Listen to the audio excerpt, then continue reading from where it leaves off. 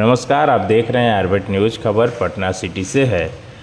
Patna city के अवम कुआं स्थित राजेंद्र स्मारक चिकित्सा अनुसंधान संस्थान में जैव सांख्यिकी रिसर्च पर 3 दिवसीय कार्यशाला का आयोजन किया गया।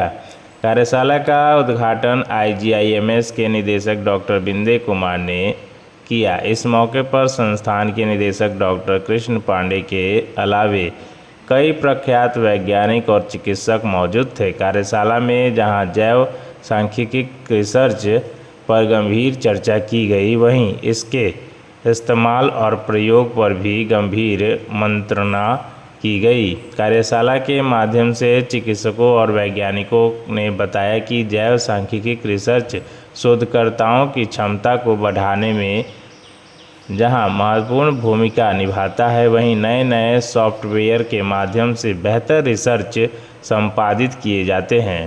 कार्यक्रम RMRI डॉक्टर कृष्णा पांडे के गाइडेंस में जो कर रहा है, एक बहुत बड़ा स्टेप है यहाँ पर एक रिसर्च का और इनोवेशंस का एक माहौल बनाने में। एक एम्बियंस क्रिएट होगा, लोग जानेंगे कि रिसर्च का बेसिक्स क्या है और नई नई जो चीज़ें ऐड हुई है रिसर्च में, उसको कैसे इनकॉर्पोरेट करके ये नए नए सॉफ्टवेयर आ गए हैं। सॉफ्टवेयर है, बहुत सा सॉफ्टवेयर है, तो उस सॉफ्टवेयर को यूज करके उसको यूज करके किस तरह से हम लोग और भी जो हम लोग काम कर रहे हैं उसको पीपल फ्रेंडली ट्रांसलेशनल रिसर्च के रूप में लोगों के पास ले जाए।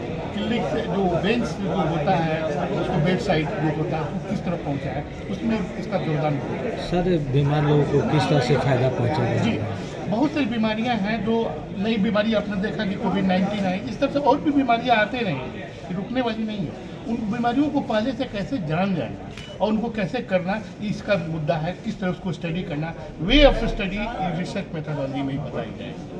ये बहुत ज़रूरी है जानने के लिए कि आने वाली बीमारियों को हम लोग किस तरह करेंगे। पिछली बार भी पेंडेमिक हुआ था 100 साल पहले, जो स्पेनिश फ्लू हुआ था, और इस बार दोनों में क्या अंतर है? हम बेहतर प्रिपेयर्ड थे, हमारे पास रिसर्च मेथोडोलॉजी थी, हम जल्दी से वैक्सीन लेकर आ गए। हमने जान लिया कि वायरस क्या है, किस तरह का वायरस है और उसके अगेंस्ट में किस तरह की वैक्सीन बनती है। तो ये सब जो रिसेप्टिव ब्रेन बनाने के लिए ये सब रिसर्च मेथोडोलॉजी जरूरी कदम है। Thank you.